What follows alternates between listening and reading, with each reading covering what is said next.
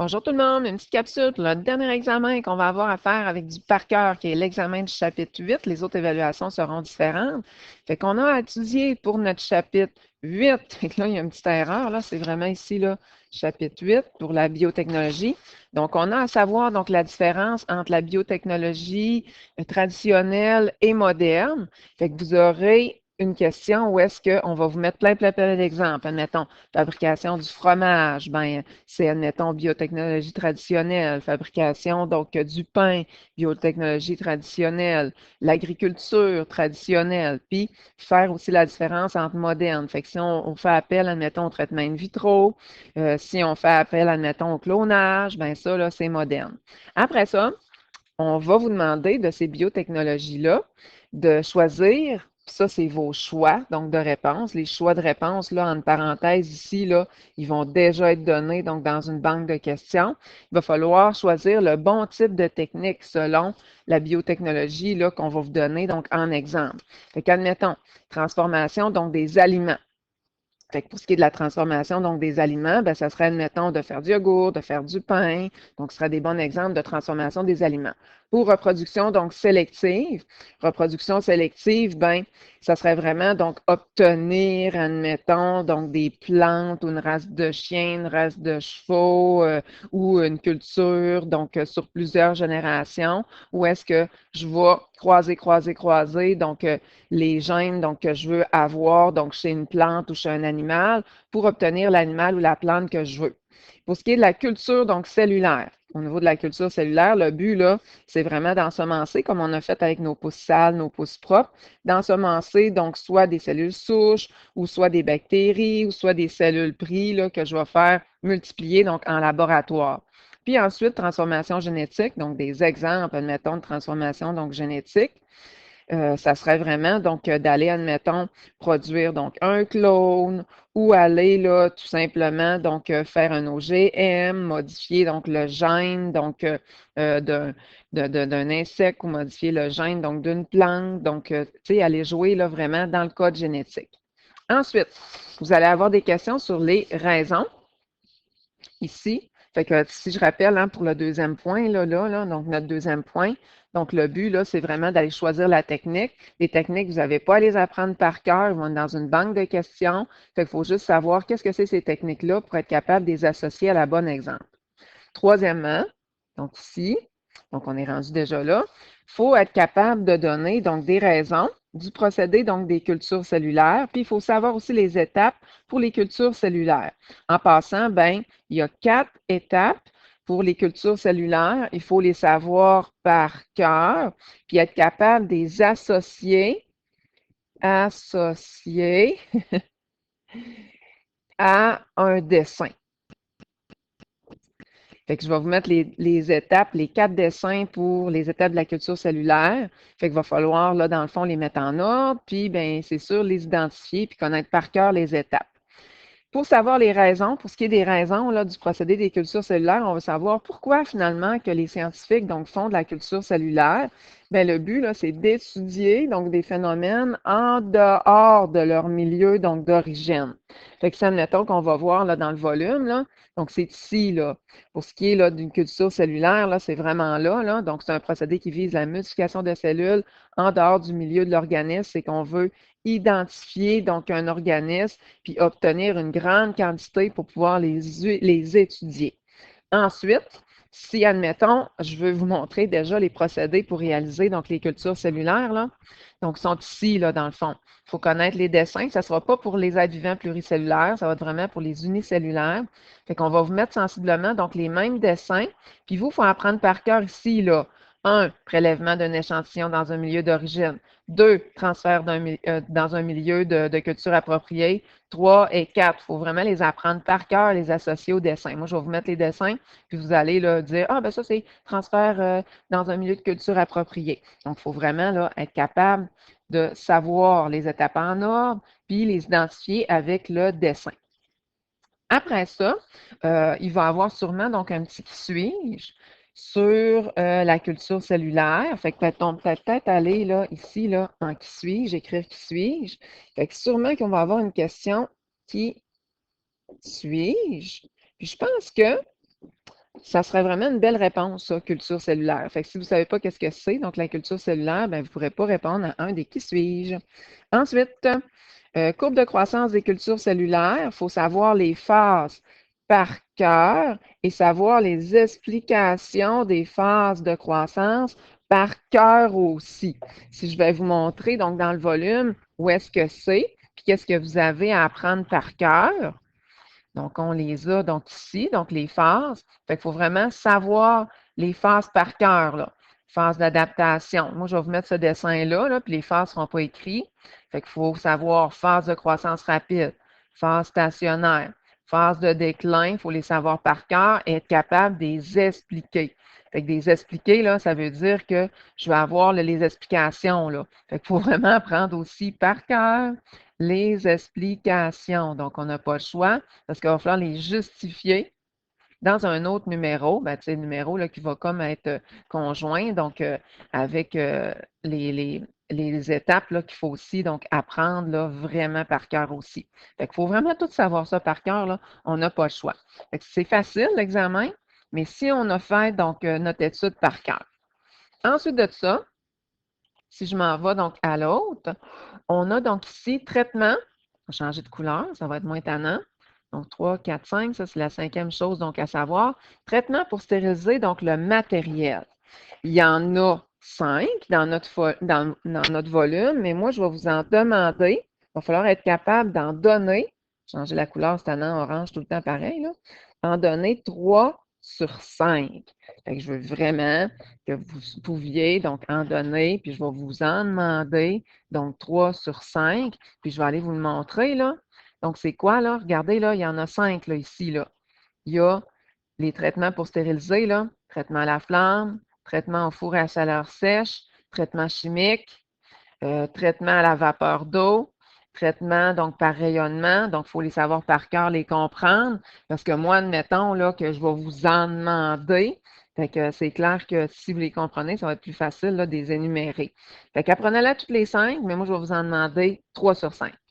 Après ça, savoir qu'est-ce que c'est donc un OGM, un organisme génétiquement donc modifié. Ça pourrait être, admettons, donc un qui suis-je. Puis, ben, il faut savoir pourquoi, pour être capable, il faut savoir qu'est-ce que c'est, pour être capable de répondre à une question là, qui va s'en venir là, plus tard. Ensuite de ça, septièmement, donc on est rendu là, étape pour la transformation donc génétique. Le but, c'est que pour la transformation donc génétique, on va s'en aller directement dans notre volume. Transformation donc génétique. Il faut connaître, là, dans le fond, là, les étapes ici, là.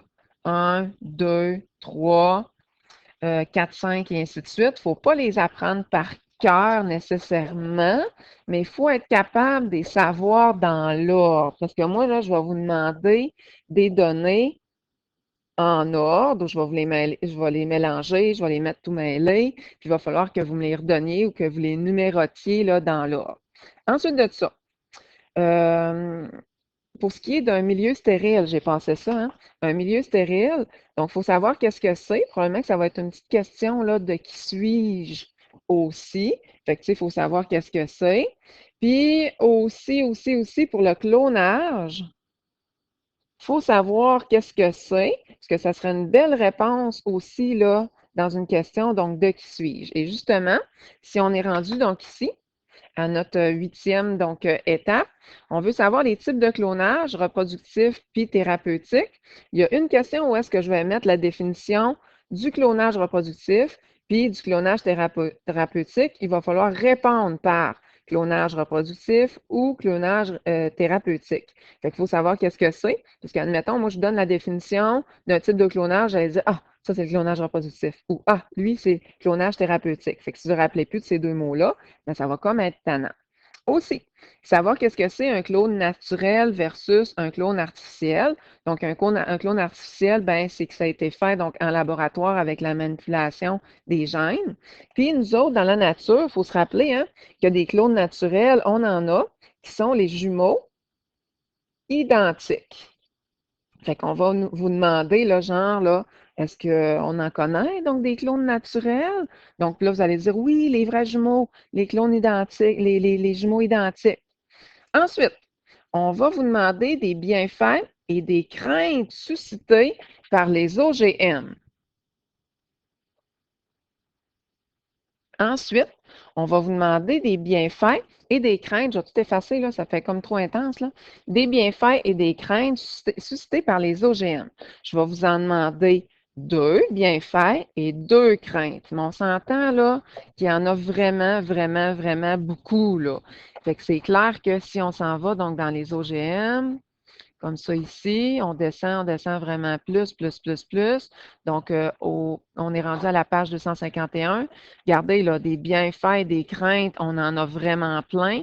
Moi, je vais vouloir que vous m'en donniez 2 des bienfaits et 2 craintes. Fait que là, ben, c'est comme vous voulez, là, soit vous les apprenez toutes, vous en apprenez vraiment comme il faut, là, juste 2, mais je vais vous en demander vraiment 2.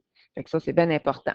Ensuite, je vous demande aussi donc, il faut connaître, là, c'est clair, là, le principe là, de la pasteurisation, donc comment que ça marche, donc un peu, donc la pasteurisation. Puis je vais vous demander aussi, parce que tu sais, il va y avoir comme des vrais ou faux, là. Donc, des vrais ou faux sur la pasteurisation. Fait que si vous ne savez pas qu'est-ce que c'est, là, ça va être un peu tannant là, de répondre vrai ou faux.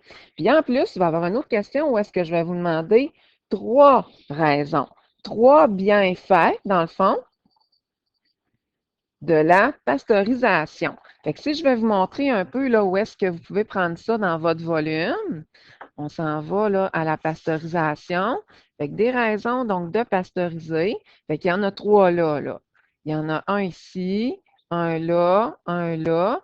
Puis en plus, on peut aller chercher les bienfaits. Parce que, tu sais, ça donne des raisons, là, dans le fond, de pasteuriser. Ensuite, si on retourne dans notre document, donc ici, on veut savoir, puis là, je vais effacer, là, comme ça soit vraiment plus clair. On veut savoir qu'est-ce que c'est, donc l'immunité. Fait que l'immunité, là, j'imagine que ça va être genre dans une question qui suis-je? Qui suis-je? Puis vous allez répondre, c'est oh, ça, c'est l'immunité. Fait qu'il ne faut pas être capable de donner la définition par cœur, mais il faut juste être capable, là, dans le fond, là, de donner le mot immunité, puis savoir qu'est-ce que c'est. Si on va un petit peu plus loin, donc je vais lever là, pour les derniers, il faut être capable d'associer qu'il y a, puis de savoir qu'il y a 2 types de vaccins, vaccin vivant et vaccin inerte. Moi, je vais vous mettre 2 dessins. Puis là, vous allez dire, ah, lui, c'est le vaccin vivant, puis ah, lui, c'est le vaccin donc inerte. Vous allez voir, c'est comme facile, mais il faut juste se rappeler vivant puis inerte, qu'il y en a 2 types donc de vaccins.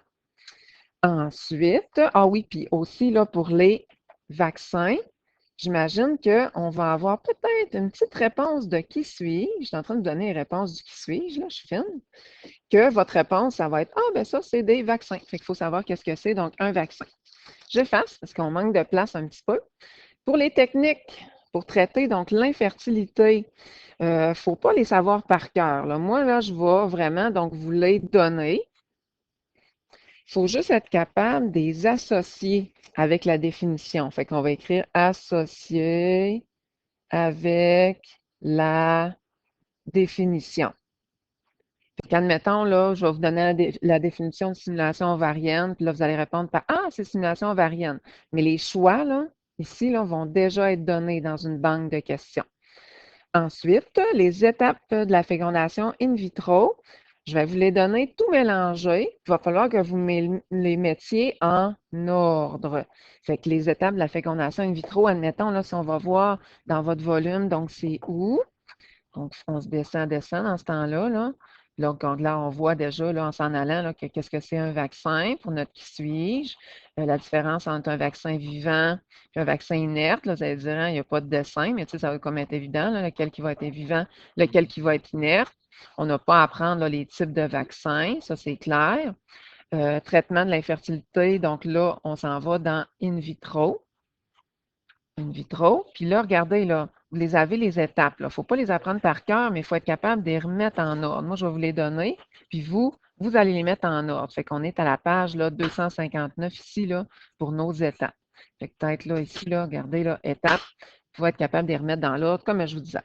Ensuite de ça, je vais vous demander, si on s'en retourne dans notre feuille de notes, ici, comme ça, notre feuille d'études, je vais vous demander des craintes et des bienfaits donc liés à la technologie.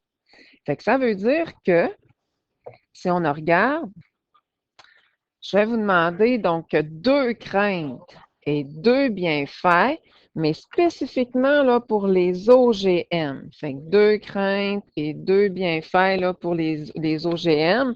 Fait que si on va voir donc un peu là, dans notre volume, où est-ce qu'ils sont, donc les craintes et les bienfaits donc des OGM. Donc là, je suis comme, c'est vraiment plus en haut, là. Fait qu'on s'en va un peu plus haut au niveau, donc ça, c'est la pasteurisation, c'est pas ça.